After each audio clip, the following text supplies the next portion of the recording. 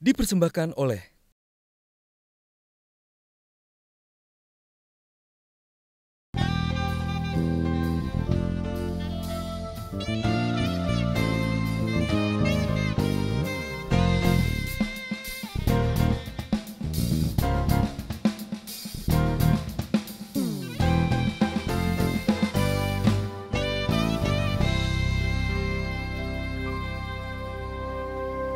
Apa kabar pemirsa? Jumpa kembali dengan saya Yofi Widianto dalam Indonesia untuk Indonesia Kaya. Indonesia kali ini saya akan kedatangan sahabat-sahabat saya yang berjuang untuk seni Indonesia.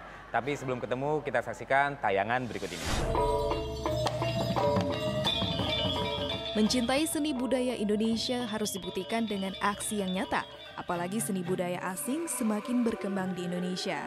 Kita harus bisa mempertahankan sekaligus melestarikan seni budaya di Indonesia. Indonesia kali ini akan menghadirkan suatu komunitas atau perkumpulan yang sering mengadakan aksi nyata dalam melestarikan seni budaya Indonesia. Yaitu ada Koalisi Seni Indonesia yang menjadi wadah untuk mengkawal dasar hukum kebudayaan di Indonesia.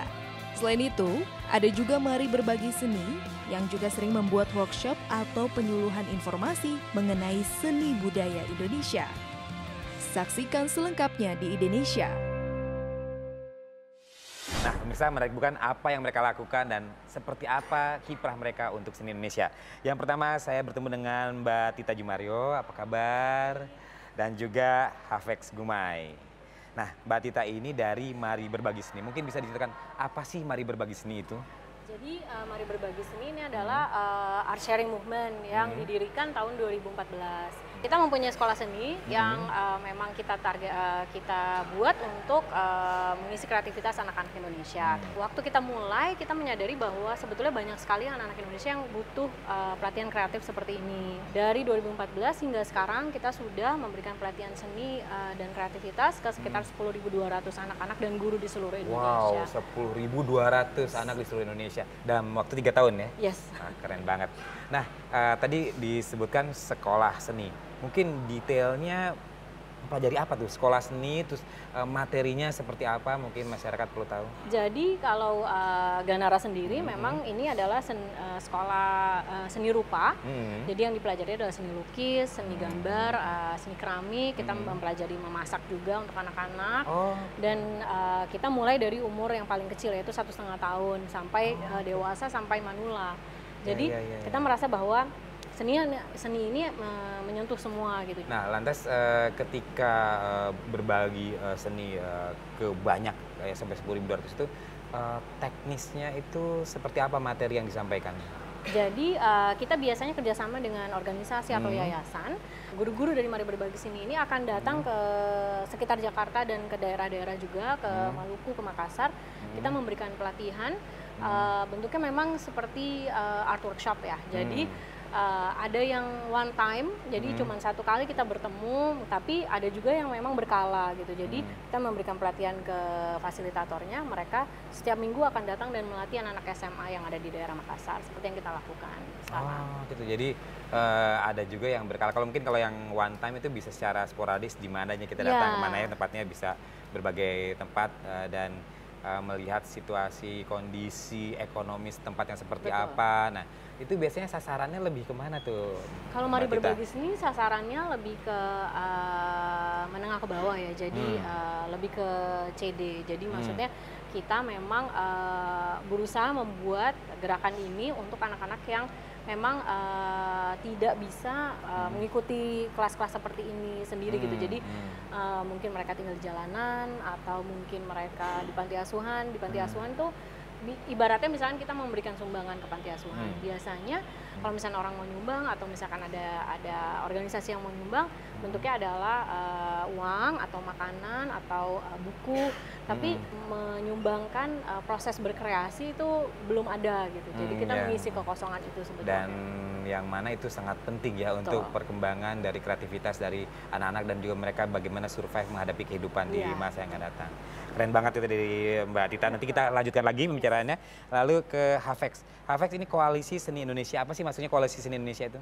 Jadi Koalisi Seni Indonesia itu satu perhimpunan yang dimana di dalamnya tuh ada anggota-anggotanya tuh bisa kelompok seni, bisa individu yang intinya mereka punya kepedulian lah terhadap kesenian Indonesia. Nah, Koalisi Seni Indonesia itu sendiri tugasnya itu sebetulnya ada 3. Satu itu dia harus membangun kebijakan kesenian yang lebih berpihak. Yang kedua itu dia berusaha untuk membangun ekosistem kesenian yang berkelanjutan. Dan yang ketiga itu ya paling sulit ya, mewujudkan dana abadi untuk kesenian. Jadi ada 3 tugas yang lumayan menarik dan pastinya harusnya akan mendapat sambutan yang luar biasa dari masyarakat seni Indonesia. Kalau mereka tahu secara sosialisasinya sudah sampai ke semuanya bagaimana apa yang dilakukan oleh Koalisi Seni Indonesia. Sejauh ini yang dilakukan itu sudah sampai mana, Hafiz? Nah, sebenarnya kalau koalisi seni dalam kerjanya itu kami ada 4 pendekatannya. Yang satu tuh jelas kebijakan ya, yang berkaitan dengan hukum itu biasanya ke pemerintah. Yang kedua itu kita juga ada penelitian anggaran. Jadi ngeliatin anggaran kesenian tuh di Indonesia berapa persen sih kayak gitu, adanya di mana aja sih gitu. Nah, itu yang kedua. Yang ketiga itu kami juga pengelolaan pengetahuan. Jadi kayak pengetahuan tentang kesenian itu berusaha koalisi sini pengen jadi hubnya gitu. Yang keempat itu kami punya namanya culture hotspot. Kami berusaha untuk membuat hub-hub kesenian di tempat-tempat yang selama ini belum terbangun gitu misalnya. Nah kalau kami untuk culture hotspot ini 4, Pekanbaru, di Palu, di Lombok Utara, sama Nusa Tenggara Timur yang memang difokuskan ke Indonesia Timur gitu. Karena kalau pada dasarnya kan kalau kesenian itu kan Jakarta, Bandung, Solo, Jogja, Surabaya, Makassar itu kan sudah cukup terhubung ya. Jadi seniman yang ada di Jakarta itu ya punya hubungan baik dengan seniman di kota-kota besar itu. Iya. Sementara teman-teman kita yang di Indonesia Timur potensi kesenian juga tinggi, tapi akses mereka terhadap informasi kan nggak sebesar apa yang ada di Jakarta. Oh, bagus. Ya, jadi koalisi seni itu ya kalau ke pemerintah jelas advokasinya itu kan ke atas, kalau untuk yang ke masyarakat advokasinya lebih kepada ini loh pengetahuan yang harus kita saling bagi sesama seniman gitu. Karena seniman di Indonesia itu kalau karya kita nggak usah ragukan gitu ya.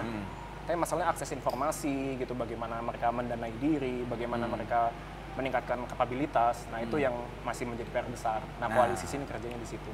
PR besar dari koalisi seni ini akan kita bicarakan lagi setelah jeda berikut ini. Tetap di Indonesia, ide untuk Indonesia.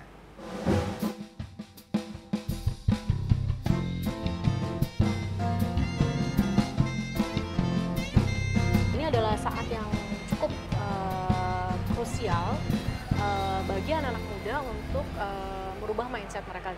Dipersembahkan oleh